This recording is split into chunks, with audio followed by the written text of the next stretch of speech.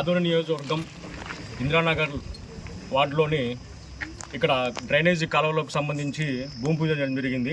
ఇక్కడికి వచ్చిన మున్సిపల్ అధికారులు ఏఈ గారికి, డిఈ గారికి, అలాగే మా కూటమి నాయకులు తెలుగుదేశం పార్టీ నాయకులు రామకృష్ణ గారికి, బీజేపీ నాయకులు భీమన్న గారికి, మా జనసేన పార్టీ ఇన్ఛార్జ్ రాకేష్ గారికి అందరికీ ధన్యవాదాలు తెలియజేసుకుంటాము. అలాగే మీడియా వారికి కూడా ధన్యవాదాలు తెలియజేసుకుంటాము. ఎందుకంటే ఇది చాలా తగ్గు ప్రాంతం. ఇది వర్షం వచ్చిందంటే కొండ ప్రాంతం మొత్తం ఇక్కడికి వచ్చి మునిగిపోయే పరిస్థితి నెలకొంది.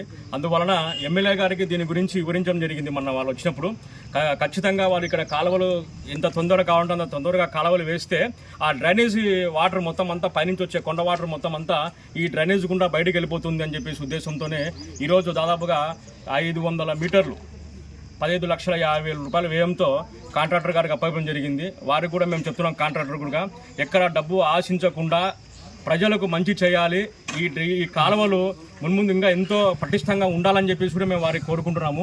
ఎందుకంటే ఇది పేద ప్రజలు ఉండే తగ్గు ప్రాంతం కాబట్టి, ఎందుకంటే 2 ఏళ్లకు 3 ఏళ్లకు మళ్ళీ పోయిందంటే మళ్ళీ అది ఖర్చు కావాలంటే మళ్ళీ మున్సిపల్ అధికారులు మా దగ్గర డబ్బులు లేవు, మళ్ళీ మేము 5 ఏళ్ల వరకు మేము దాన్ని బిల్లు పెట్టినట్లేదంటారు. కాబట్టి కాంట్రాక్టర్ గారు కూడా ఎంతో నిక్కచ్చిగా నిజాయితీగా పనిచేసి మడలు పొందాలని చెప్పేసి మా కూటమి తరపున వాళ్ళందరికీ తెలియజేసుకుంటాము.